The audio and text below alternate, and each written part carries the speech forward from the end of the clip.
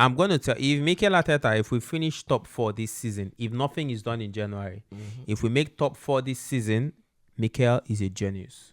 There's nothing I don't agree with that. Let me tell you something. Yeah, you see against Inter Milan, Bukayo Saka, in my humble opinion, these are the kind of games you take him off 60 minutes.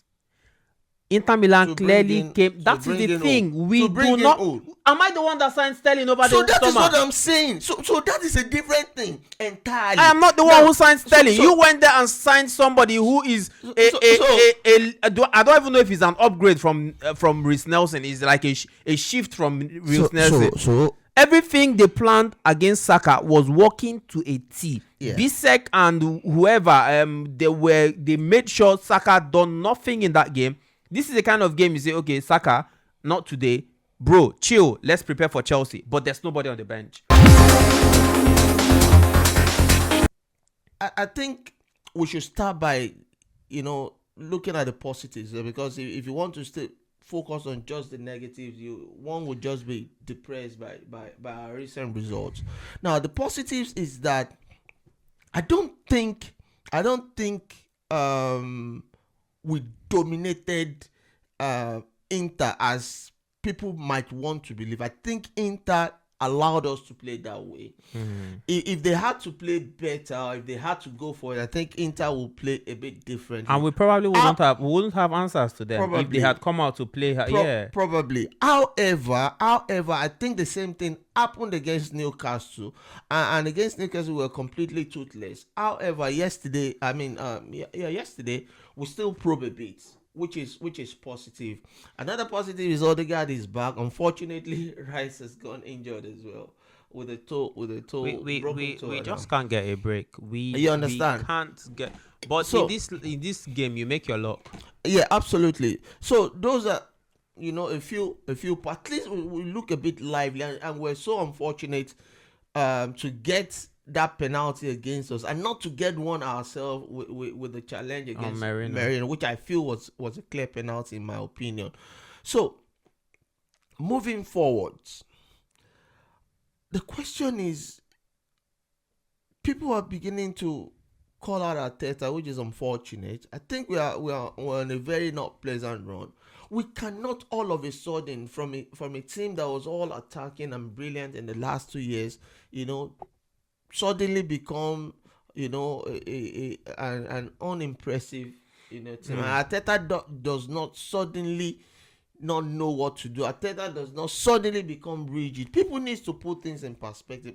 My own conviction, without a shadow of doubt, is Arteta is so desperate to win, and he doesn't want to lose. So he doesn't want to play good football in lieu of winning. And in fairness, prior to the Bournemouth game, because Odegaard has been out since August. Without Odegaard, he was still trying to get the win and get points. You understand? You understand? Since Odegaard was out, trying to put the senior men and trying to prioritize defending. If we can get a goal or two, then try to lock up shop, which is understandable. Now, unfortunately, as you did mention about the signings and all of that, I personally feel we didn't do well. We've talked about that already. I just don't want to labor too much about it. And I don't think we did well in the summer transfer window for a club that want to, really go for the league. Salaam, see the thing, yeah. So now let's look at the Inter Milan game again in perspective. As we came before the fixture, we said, look, I have a strong thing that the best football we played, was 2022 on that. The best football we played under Mikel Arteta was inverting Zinchenko. Now, whether that style is out of date, whether because Pep Guardiola doesn't do it anymore, I don't know. That is that's for Mikel Arteta. But Mikel was still inverting what's his name? Calafiori is not necessarily. Do you know the inversion that Zinchenko was doing? Zinchenko was playing most times as a pro. Okay. Let's forget about that. What I'm saying. I understand what you're trying to say. Hear what I'm saying. I'm thinking. I just hope that the ideas are not. Mikel has not run out of ideas. Look, we've seen this in time and again. Leonardo Trossard and Martinelli, since Odegaard has left us, I'll continue to hammer on this. Since he got injured, he has played Martinelli and Leonardo Trossard. Have we won any game? Let's think about it. I think we got slapped at Bournemouth. I totally understand. Leonardo Trossard in midfield is not working. No. I see. I understand. It's so unfortunate that I have to do this and try to speak for Arteta and reason. Look at things a bit. Remember, Merino was out for a long time.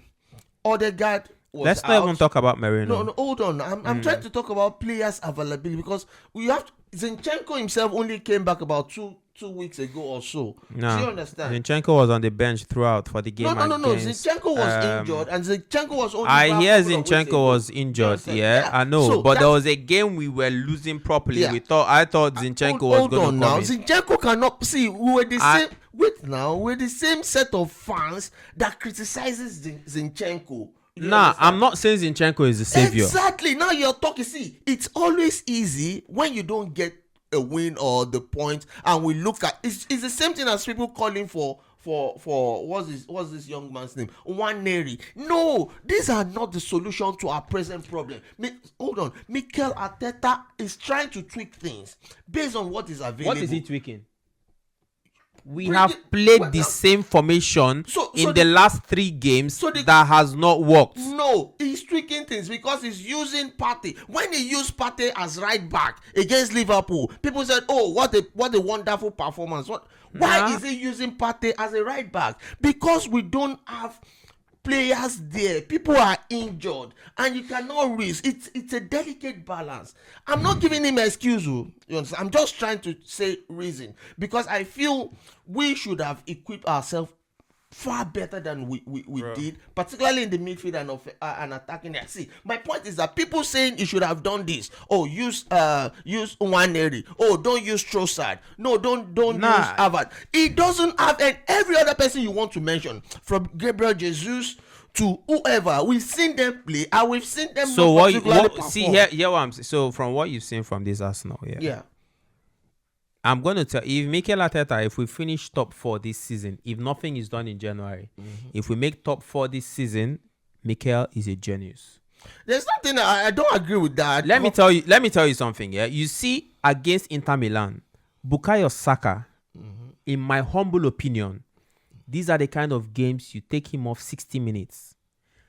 Inter Milan clearly came. That is the thing. We do not. Am I the one that signed Sterling over the summer? So that is what I'm saying. So that is a different thing entirely. I am not the one who signed Sterling. You went there and signed somebody who is I don't even know if he's an upgrade from Reece Nelson. It's like a shift from Reece Nelson. So everything they planned against Saka was working to a T. Yeah. Bisek and whoever they made sure Saka done nothing in that game. This is the kind of game you say, okay, Saka, not today.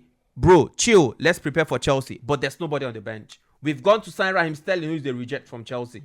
Paying him bloody £120,000 or whatever. It's none of my business still. But I'm telling you now, I'm going to make this, I'll say again. When Evan Nielsen went to Bournemouth, yeah, Solanke left Bournemouth. They went out, got Evan Nielsen, and I'm sure they're not paying up to what this man is earning at Chelsea, at Arsenal.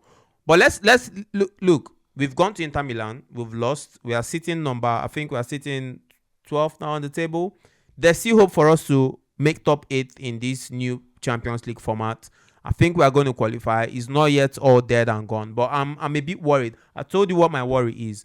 We've seen Chelsea go out there today, play the team that is literally. But I know they had £1 billion to spend. Aside that, it's different caliber of competition. You saw us play Preston as well away, and we demolished them away from home. You cannot just use. Chelsea will not be playing Noah. I hear you. I'm a bit. All right, let's look forward to Chelsea now. Yeah, yes, we go to Stamford Bridge this weekend. That's gonna be a tight game. Yeah. We lose that game, we go 7 plus 3, 9 points behind. 10 points behind the leaders. Yeah. And if Liverpool somehow beat Aston Villa, that's proper. Then we'll be 10 points behind them at this stage in the league. What are our chances? Where do we? What happens going forward? Chances for what? So obviously we've come to this season hoping that we are going to win the league. The way the whole thing is turning at the minute, I don't think personally. I'm not looking at the league at this moment. I just want us to get back on our horses, start producing. Bro, we've not got any bloody horse in the first instance. Well, we just need to start. We need to start winning games. Secondly, then putting out brilliant performances. I think I do understand. Maybe with the return of Odegaard. Yeah, definitely. We go back to what we used to play. Even Odegaard will need a couple of weeks, to get back to speed and all of that.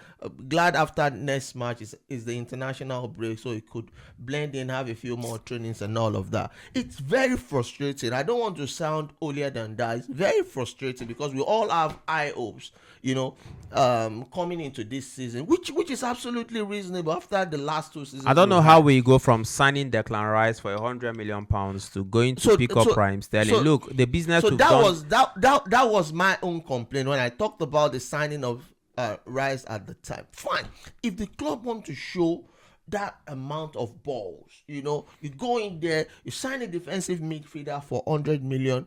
The feelers it gives to somebody like me is that yes, we are ready for business. We are now going into every summer bringing in marquee players. We saw what Harvard did last season. He did well as a team player, but there's no question in anybody. I feel anybody reasonable will know that Harvard is not your typical 9. You understand? We need somebody that will get us 20 goals, and I feel Arteta's. There's a lot of protection for Saka because he's quite understandably a brilliant player. Now, if we want to play, I feel Liverpool and City, they use that system very well, where their basic threat, their major threat was from the flank. Now, just like when you have Salah, Firmino, and Mane, but in that system, Salah and Mane were getting you goals, and Firmino also chipping in. But unfortunately for us, the only goal threat we've got in that front three is only Bukayo Saka. Martinelli has a tremendous work rate, particularly coming back and running. That line. Harvard disturbs a lot in the midfield, not particularly clinical in front of goal. For me, that is not enough if you want to win the league. And that's why I don't know, at times I just tweak my own expectation, because I tell people that, see, I don't feel Salaam, the way you're talking, like you don't resign your fate, so we'll not go win, we won't win. Why should I see me? I know they deliberately carry my. I cannot. If I say you see well inside, you say you shall want jump into well. No. The point is this: we've come second 2 seasons in a row. We all came into. I came into for the first time in so many years. Arteta done 89 points last season, and the hope was that we'll consolidate and get better this season. See, for me, for a very long time, I'm talking about more than 10 years. I've never gone into any season thinking that we're going to win the league. Of course, I wish we could get but I've not seen our team convincing enough for close to 15 years that I'm going to the season that we're going to win the league. That's the honest truth. However, this season, with the backdrop of what we've done in last season, I was very, very convinced that this is the year. However, it's not just about the result. We've seen how we've played, and we've seen how when key players, not even players, you understand, when Bukayo Saka is negated, or now that even when Odegaard comes back, how is the whole thing going to react? We've not played very, very enticingly like we did last season. We're not getting results. We're even struggling to create chances. It does not make sense for me now. If we go to Chelsea and don't get anything, that will be 4 games. 4 games. Mm-hmm. 1 bloody draw. I think. Where did we get that draw? Against Liverpool at home. Mm-hmm. That's not good enough. Anyway, let's talk about the score predictions for the weekend, and where do you see us winning or losing that game before let's round up. Of course, we're lucky. I don't think Chelsea has got a very remarkable defense. I think that is their weak link. Caicedo for me is the best midfielder in the league so far this season. So they've got very good midfield. Of course, we know. I'm just thinking. Caicedo, yeah. No, for me, people might disagree. For me, this season. Oh, sorry. I said Caicedo. Caicedo is my second best. I think it's in Gravenberch. I think Gravenberch will have. Gravenberch, Caicedo, and Rogers. Cole Palmer is a midfielder, isn't it? No, it's not. I'm not. It's a forward player as far as I'm concerned. Those three, Gravenberch, Caicedo, and Rogers of Aston Villa are my favorite. I'm not saying people might disagree, but my own personal favorite midfielders this season. Caicedo has been very impressive. Now, but they have this very iffy defense. You understand? So Levi Colwill and so can we capitalize on that? We've got to be very strong and resolute. I've seen Cole Palmer play in big games this season, and he's been quite anonymous in virtually all of them. Can we keep him quiet? We know that if a player like Cole Palmer gets there's rumor about him being injured anyways. I don't know. I hope he's still I don't know about that. So that's the way and we've got to we cannot afford to lose. We've got to go there and show that good thing is in recent times we've gone to Stamford Bridge and it's kind of been the last time we played them 2-2. But you can see that Chelsea looks like a completely different proposition. Edin Ketia. The other season was Gabriel Magalhaes from the corner kick. So hopefully, Arteta has got a good record at Stamford Bridge so far. We have to turn up We just have to turn up. I'm happy Odegaard is back. Positives. That is the biggest positive. I'm not sure. Merino will he be starting? He has to start. Merino, I think, brother. Maybe we'll send the jury. The jury's out on that signing. To be honest, the pace of the league is probably too fast for him. So those are the things. But you see, these are the. I feel what hurts me the most is that we should not be scrapping for players. We should not. Particularly, he made significant investment in defense. I feel we had our a defense very, was very good. nice defense. I don't know. I'm not worried about the Calafiori signing. It's good to strengthen, but we did not really need a Calafiori. I felt to be honest. we needed something significant in that midfield and in that attacking area. Now, somebody like Nwaneri, without a shadow of that, I feel the boy is going to come good. But if you did not sign someone because of Nwaneri, I feel the boy should be slowed into things. But if you did not sign someone because of that boy, that's a wrong move. Then you have to take the risk and start using him. You understand? Wrong move, because we've sold ESR. Yeah. We've let Eddie go. Yeah. We've let Reece Nelson go on loan. Fabio Vieira is no longer with us. And then all we've got. And then who have we recruited for those four? We've only recruited Merino, Raheem Sterling and Merino. You understand? Who, in my opinion, Raheem Sterling cannot even. All Raheem Sterling is going to play for us. No. Just even leave Raheem Sterling. Let's assume Raheem Sterling is not even our problem.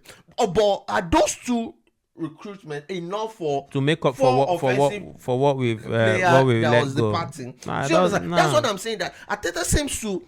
I don't know if it's. Maybe he thinks like he's Pep Guardiola or something. Do you think sometimes he feels I've landed? No. I don't know. Or you think it's a club that doesn't want to release funds? I don't think it's club, because if the club should release 100 million and another 110 million to be precise, I believe, and 65 million to buy Rice and Havertz last season, and we push City that far, I don't think it makes sense for the club not to make. So now sit back. You understand? Further investment. Because now the trouble now is that, have you seen Real Madrid struggling now, despite signing Mbappe and all of that? What do you think, if this continues, what do you think Real Madrid will do to that their defense in the summer? Can we stop Gabriel or Saliba from not going? So you are still, and if we do poorly this season, let's say we only struggle to get to top 4, or we don't even make top 4, what incentive do you want to keep these players? You understand? And even the so-called star boy Bukayo Saka, bro, at some point he'll think about it and think about his career, and I'll tell him, bro, if you have to go, you have to go. And that has been the vicious cycle. See, see. If you have to go, you have to go. That's why when people say one year and all of that, why I don't. Aside from not wanting to put pressure on the boy, I've been supporting Arsenal for a very long time. We're here during the Jack Wilshere time, Ramsey time, and you know the British fight then and all. See, I'm not interested in that. I want us to have young players that will come into the team, but I'm not prioritizing the success of the club. For young players, we are not Southampton. We are not building feeders team for others. See. Go out there, get experienced player, blend them into team. Then let's start achieving success. Let these young players come in and learn. Look at everything we did with Fabregas and all of that. When he got to Fabregas wanted to go and went to Barcelona and won things. Came back to Chelsea and won the league. Yeah. See, let's be realistic about things. It's not about a young player coming to. No young player is coming to save anything. Invest rightly in the team. You understand? And if you are not careful, the season might have been gone already. If we lose at Chelsea, the season is gone. Forget it. And the trouble is that even if we then make top 4, it will still be significantly underwhelming. Except we win something like a Champions League. If we come second this season, yeah, it is underwhelming. Especially if we come second to Liverpool. But anyway, score predictions before we leave. Score, I'm going for a big result. 2-0 Arsenal. 2-0 to the Arsenal. Yeah.